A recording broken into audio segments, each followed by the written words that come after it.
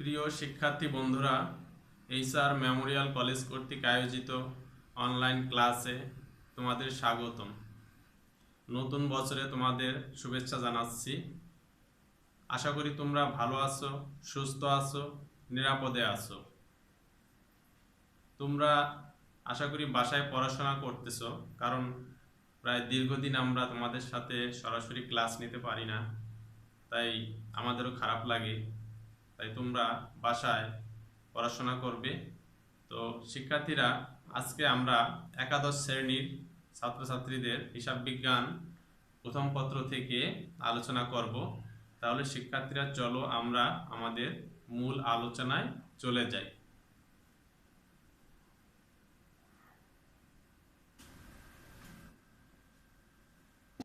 প্রিয় শিক্ষার্থী বন্ধুরা, তোমাদের স্বাগতম জানাচ্ছি।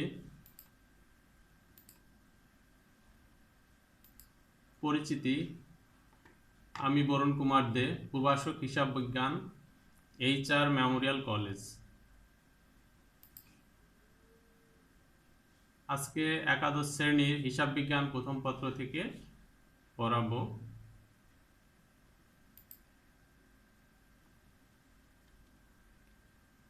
শিক্ষার্থী বন্ধুরা, একটু লক্ষ্য করো, এখানে একটি দাঁড়িপাল্লার ছবি দেয়া আছে। সেখানে দেখানো আছে দুই দিকে সমান, তার মানে দুই দিকে সমান আছে। এখানে বাম পাশে দেখো আছে এ লেখা, ডান পাশে আছে এল ই। তাহলে শিক্ষার্থীরা, এখানে দুই দিকে সমান দেখানো আছে। এ দিয়ে আমরা কি বোঝাচ্ছি? এ এল ই। আশা করি তোমরা 9-10-এ এগুলো দেখেছো এবং পড়েছো। একটু চিন্তা করো, তাহলেই বুঝতে পারবে।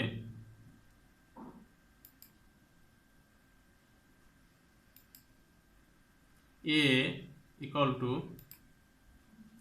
এল প্লাস ও ই। এখন তোমাদের অবশ্যই মনে পড়েছে যে এটা কি আমি লিখেছি। হ্যাঁ শিক্ষার্থীরা, এটা একটি সমীকরণ, হিসাব বিজ্ঞানের সমীকরণ, যেটা তোমরা 9-10-এও পড়েছো। এল এ ইকুয়াল টু এল প্লাস ও ই। তাহলে শিক্ষার্থীরা, আজকে আমাদের মূল আলোচনার বিষয় হচ্ছে হিসাব সমীকরণ। হিসাব সমীকরণ। তো শিক্ষার্থীরা, শিক্ষণফল এই পাঠ শেষে তোমরা শিখতে পারবে হিসাব সমীকরণ কি তা বলতে পারবে, হিসাব সমীকরণের উপাদানগুলো চিহ্নিত করতে পারবে, হিসাব সমীকরণ ব্যাখ্যা করতে পারবে।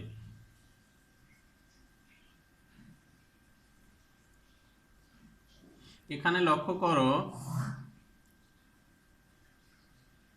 এ ইকুয়াল টু হচ্ছে অ্যাসেটস। ইংলিশে আমরা এ ফুল অ্যাব্রিভিয়েশন হচ্ছে অ্যাসেটস, এটা বাংলা হচ্ছে সম্পদ। এরপরে দেখো আছে L. L equal to liabilities. Liabilities অর্থ হচ্ছে দায়। এরপরে আছে O E. O E equal to owner's equity, অর্থাৎ এটার বাংলা অর্থ মালিকানা সত্ত্ব। তাহলে শিক্ষার্থীরা, আমরা যে তিনটি উপাদান, এখানে আমরা হিসাব বিজ্ঞান আমরা বলি উপাদান, এ এল ও ই। এতে অ্যাসেটস, এল এ লায়াবিলিটিস, ওতে ওনার্স ইকুইটিস।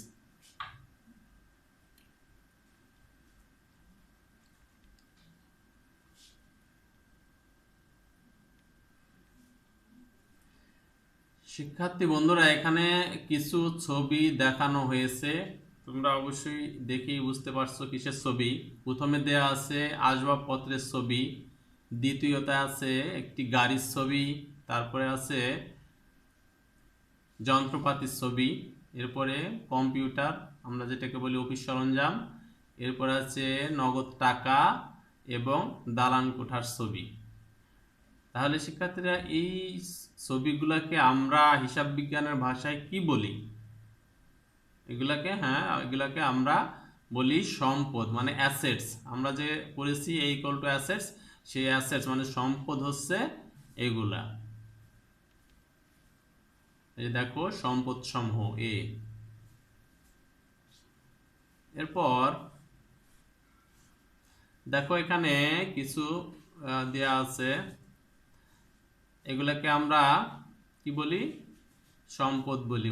ওই সম্পদ ছাড়াও আরো অনেক সম্পদ রয়েছে, সেই সম্পদগুলো এখানে আমি উল্লেখ করেছি। যে অন্যান্য সম্পদ সমূহ, আগে যে আমরা ছবিগুলো দেখিয়েছি সেই ছবিগুলো ছাড়াও কিছু সম্পদ আছে এখানে। এই সম্পদগুলা আমরা সাধারণত চলতি সম্পদ বলি।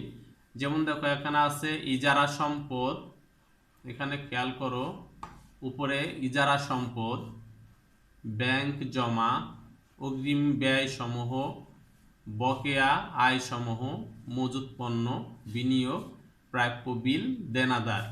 এটাকে, এগুলা আমাকে প্রত্যেককেই আমরা কি বলি, সম্পদ। এরপরে যাই আমরা,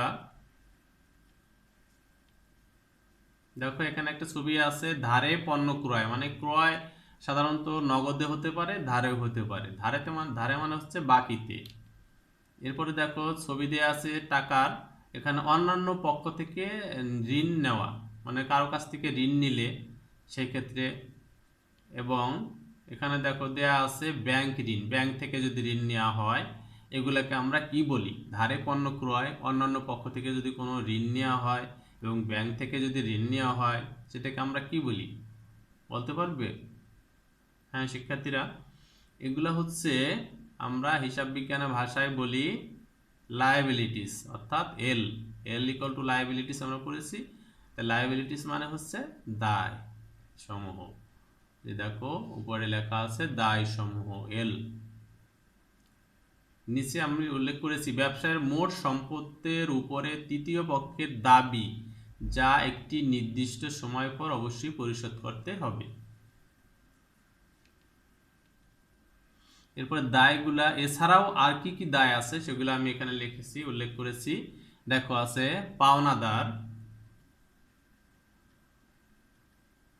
পাওনাদার, তারপরে আছে ব্যাংক জমা অতিরিক্ত, অগ্রিম আয় সমূহ, বকেয়া ব্যয় সমূহ, ঋণ, প্রদেয় বিল এবং সরবরাহকারী। এগুলাও আমাদের হিসাব বিজ্ঞান ভাষায় এগুলাকে আমরা দায় বলি। এরপরে দেখো আরো কিছু ছবি এখানে আমি দিয়েছি। উপরে আছে গাড়ি, টাকা এবং দালান কোঠা, এটা ব্র্যাকেটে দেয়া আছে প্লাস প্লাস দিয়ে দেখো। এরপরে মাইনাস দেয়া আছে ধারে পণ্য ক্রয় প্লাস ঋণ, অন্যান্য পক্ষ থেকে ঋণ, এগুলা দেয়া আছে। তার মানে হচ্ছে কি, এগুলাকে আমরা আগে জেনেছি যে এগুলাকে আমরা বলি সম্পদ। তাহলে মোট সম্পদ, যোগ যোগ মানে হচ্ছে তিনটা মোট যোগ করলে কত হয়, তাহলে মোট সম্পদ মাইনাস হচ্ছে মোট দায়। মোট সম্পদ থেকে মোট দায় বিয়োগ করলে যেটা হয় যে মোট সম্পদ মাইনাস মোট দায়। ঠিক আছে, এগুলোকে আমরা কি বলি, মোট সম্পদ থেকে যদি মোট দায় বাদ দেওয়া হয় তাহলে আমরা কি বের হয়, দেখো এখানে মালিকানা সত্ত্ব বের হয়।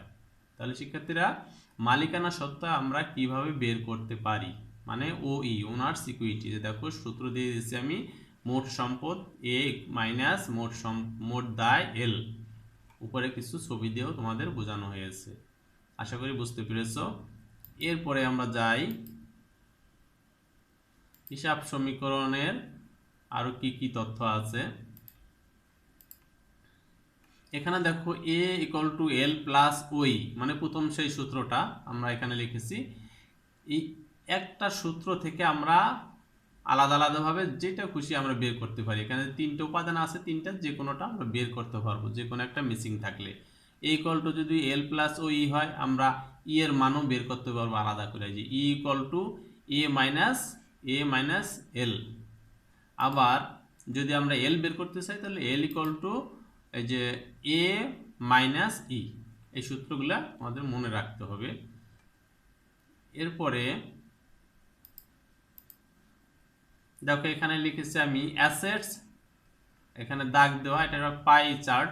এখানে লায়াবিলিটিস এবং ইকুইটিস, অর্থাৎ লায়াবিলিটিস এবং ইকুইটিস মিলিয়ে হচ্ছে অ্যাসেটস সমান। প্রথমেই তোমাদের যে আমি একটা দাঁড়িপাল্লা সিম্বল দেখিয়েছিলাম, সেখানে দুইটি পাশ সমান, সেখানে এ ইকুয়াল টু এলই লেখা ছিল, বা দুই পাশে সমান।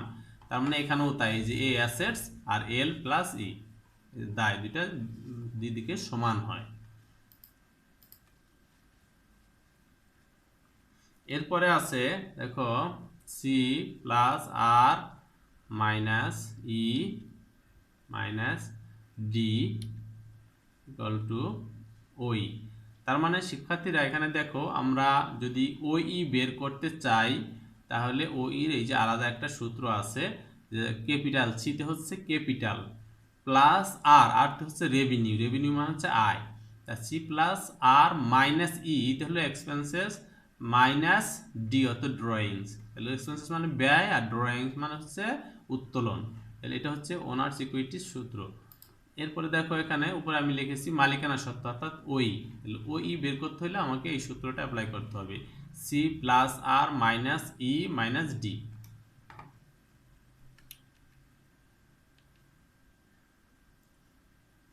এরপরে হিসাব সমীকরণের বর্ধিত রূপ। আমরা যেটা আগে আলোচনা করলাম যে হিসাব সমীকরণ এ ইকুয়াল টু এল প্লাস ওই। এখন এটা হচ্ছে সনাতন, এবং এটাকে ভাঙে আর একটা সূত্র করা হয়েছে, সেটাকে আমরা বলি হিসাব সমীকরণের বর্ধিত রূপ। সেই বর্ধিত রূপটা কি আমরা একটু দেখি। এখানে দেখো A equal to L plus C plus R minus E minus D, A হচ্ছে বর্ধিত রূপ। অর্থাৎ এই ব্র্যাকেটের মধ্যে আমি লিখেছি, তার মানে হচ্ছে এখানে আমার আগের সূত্র ছিল এল প্লাস ও ই ছিল, শুধু ও ই। সেই ও ই মানে ওনার্স ইকুইটিকে ভাঙাইলে আমার এইটা হয়, সি মানে ক্যাপিটাল, ক্যাপিটালের সাথে আর রেভিনিউ যোগ হবে, বিয়োগ হবে এক্সপেন্সেস, এবং বিয়োগ হবে হচ্ছে ড্রয়িংস উত্তোলন। এ হচ্ছে এটাকে আলাদা করে আমরা ওইটাকে আলাদা করেও বের করতে পারি যদি অঙ্কে সেটা চায়। এ হচ্ছে আমাদের হিসাব সমীকরণের বর্ধিত রূপের সূত্রটা, এটা মনে রাখবা।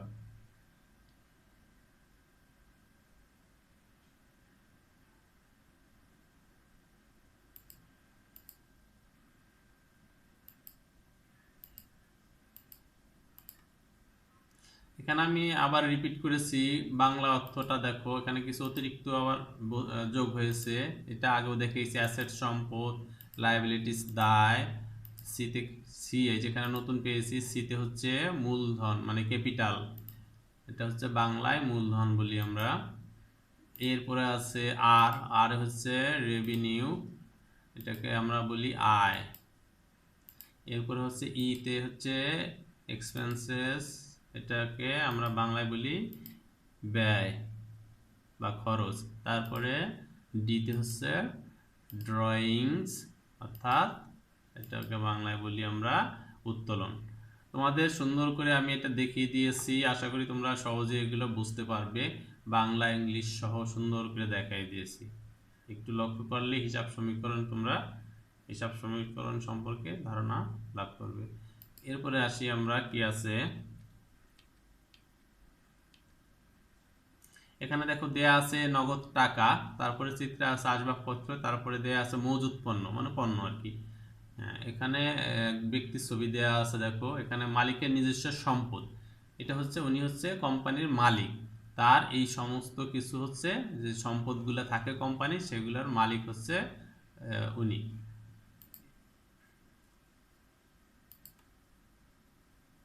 তাহলে মূলধন এই সমস্ত কিছু নিয়েই মালিকের একটা ব্যবসা প্রতিষ্ঠান যখন শুরু করে মালিক, তখন তার সমস্ত কিছু নিয়েই হচ্ছে আমরা কি বলি, মূলধন বলি।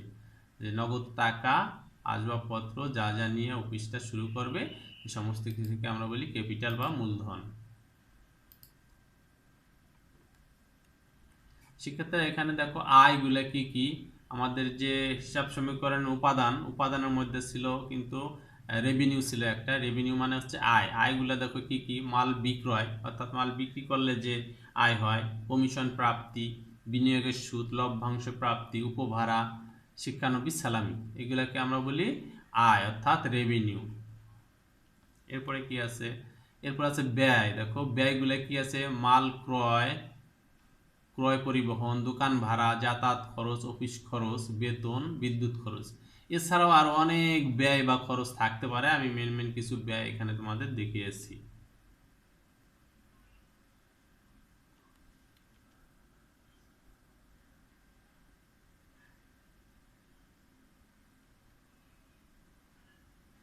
এরপরে মালিকানা সত্ত্ব কিভাবে প্রভাবিত হয়।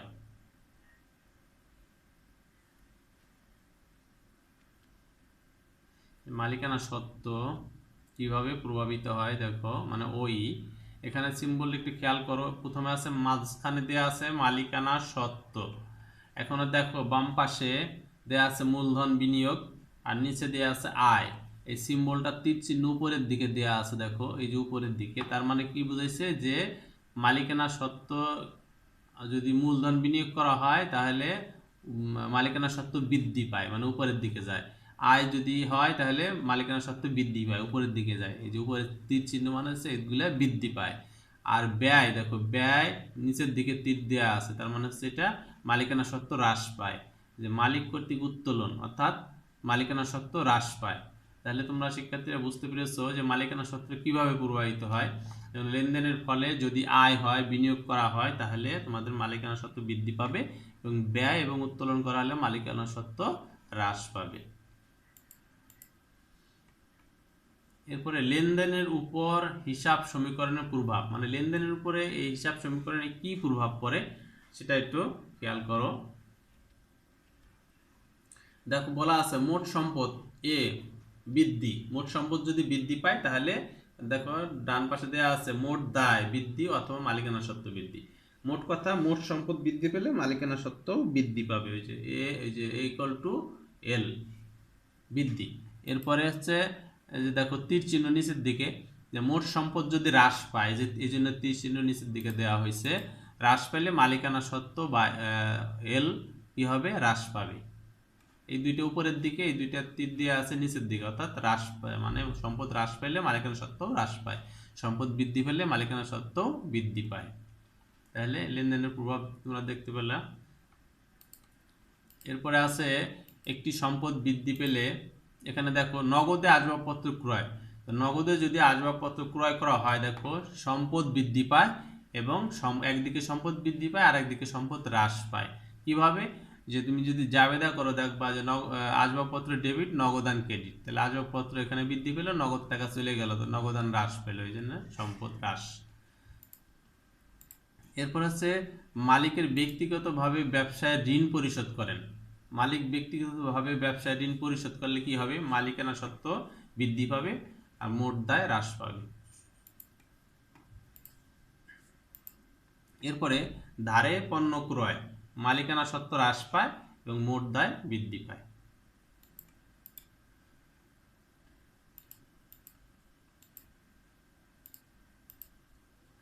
তাহলে শিক্ষার্থীরা এখানে মূল্যায়নে দেখো বলা আছে হিসাব সমীকরণের মূল উপাদান কয়টি। তোমরা এটা বের করবা, হিসাব সমীকরণ উপাদানগুলো কি।